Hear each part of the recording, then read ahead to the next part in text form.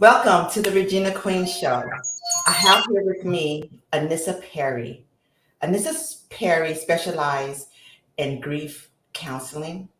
She's a life coach and also an advocate for victims of domestic and gun violence.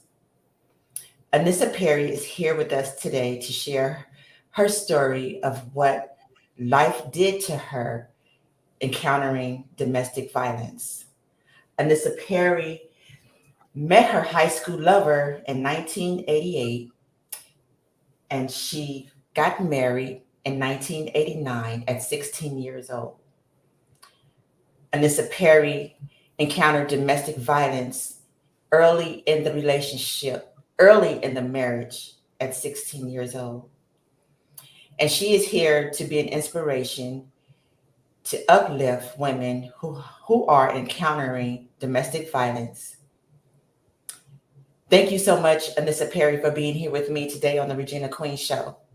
Thank you for having me. You're so very welcome. And like I say to all my guests, I really do admire you being here to share your story because your story is very powerful. Thank you. I appreciate it. You're welcome. So, Anissa Perry, can you share some of your story of what life was like encountering domestic violence? You got married at a very, very young age, Yes, not knowing that you were going to experience domestic violence. So, can you share what life was like encountering domestic violence, meeting your high school boyfriend at an early age? absolutely. Well, basically, we met, in high school, and he was my first love, my first everything. And, being a young girl, you don't know what you're really going into when go into these type of relationships. And, being that young, things just went really fast. And then, we wind up getting married. And I just really think that not in a million years would I think that I would be a product of domestic violence. And when you're that young, you don't share that with your family members because you don't really want anyone to know that you're now in a relationship that has turned from a loving relationship to being abused. Right. And it almost happened almost immediately after we were married. Right. And that was super, super fast. Yes. And, like you said, being young, we don't know, us young women don't know yeah, as being a young girl, we don't know what type of relationship we're stepping into. Mhm. And, some young girls don't even have the knowledge of what domestic violence is. Right.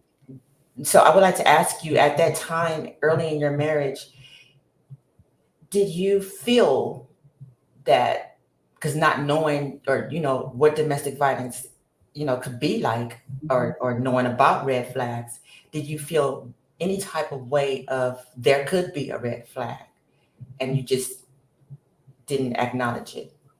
Did you feel anything in the beginning of that relationship as being a young girl, because we do have uh, young or youth who are encountering, who are in relationships and who are experiencing domestic violence and don't know what to do. What did you feel? Well, actually, looking back now, I could see the red flags, but being that young in a relationship, maybe you do see the red flags, but you just don't want to acknowledge it. Or maybe, I just didn't understand what was happening to me at the time. But looking back now, I can clearly see that this was not a relationship that I should have been in at all. I can remember once, we were in high school and I guess we just had a conversation, disagreement, whatever. And he just took and just knocked everything out of my hand, just out of the blue. And it shocked me and it scared me. But of course, being that young minded, you think, oh, this just happened because he was upset. It didn't mean anything. So, that kind of was the first experience that I had with, somebody actually swinging or knocking something out of my hand, and you just, water it down to where, oh, he was just angry. This just happened this time. But that was the first of many. And now that me looking back in hindsight, I'm thinking, I really should not have been in that relationship. If I would have known the red flags, the signs when it happened, being that young. Yes. So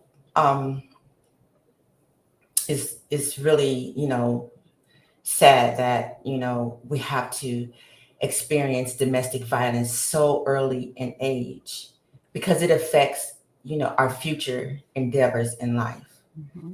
And especially, young girls who are not, receiving help.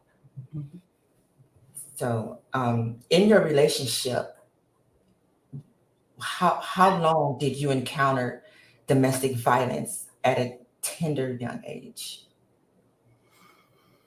Well, I can honestly say for the first couple of years, it was definitely um, present. He was 18, 19 years old. And when you're that young and you have a full load, a wife, now a baby on the way, you have all these responsibilities, some people don't handle stress well. And me now, I'm assuming that was the situation, but there is no excuse for domestic violence. There is no excuse for that. But I can only think that these were some of the factors that, made him decide to, things didn't go his way, or, whatever the situation was, you lash out, you knock stuff over, you push, you shove, and he just gradually got worse to the point to where I just felt like, this is not safe for me or my child. It got really, really bad at one point in time. When did you get pregnant? At what 88. age? At In what age? 1988. I was 15. He's 15 years old, I was 15. Mm-hmm. and he's the father. He's the father of your Yes. child. Yes, he is. Okay. Mm-hmm.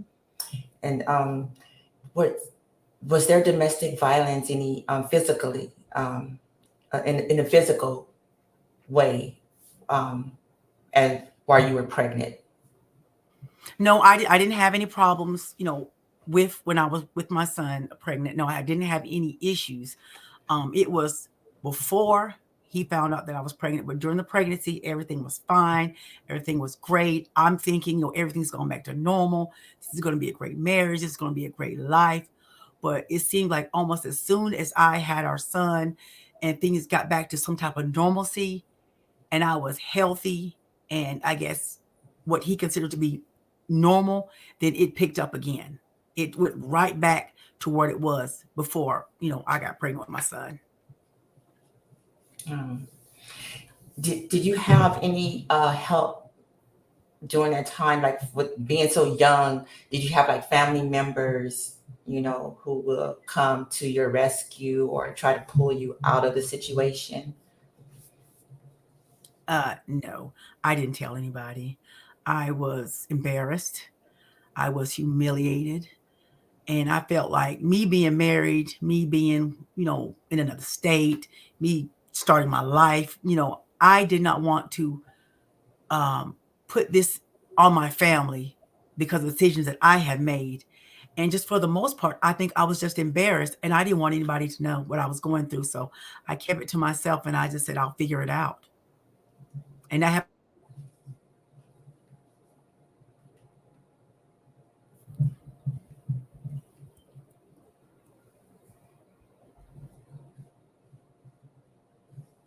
Can you hear me? Can you hear me?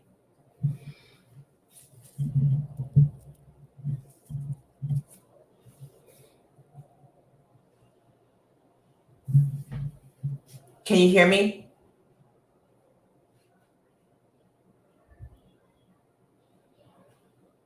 We're sorry, everyone. We're having another technical difficulty here. Please bear with us.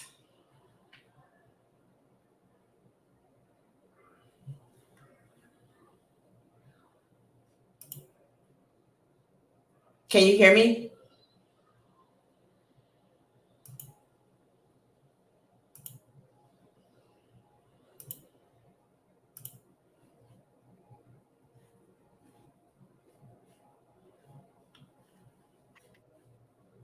We're going to take a short break, everyone, so we can resolve this matter.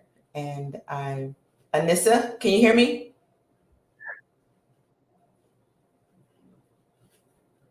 We'll take a short break.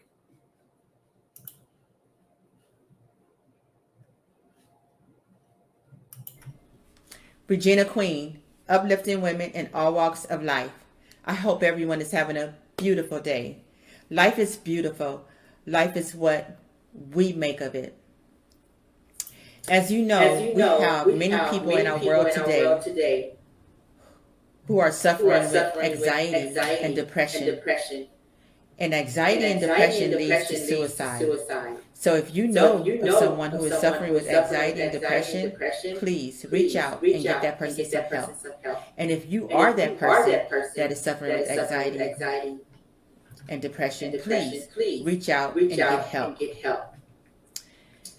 If you are that person who are having suicidal thoughts and have an attempt to commit suicide, please don't do it. Reach out and get help. Dial 911 if you feel like you want to harm yourself. Or you can dial 1-800 273-8255-TALK, the National Suicide Prevention Hotline. Again, the number is 1-800-273 8255-TALK.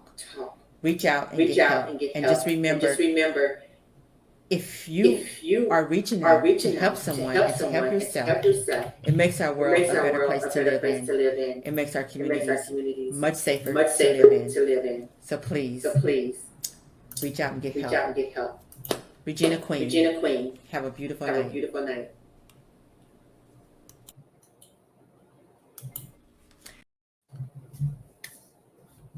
Hello, Anissa Perry.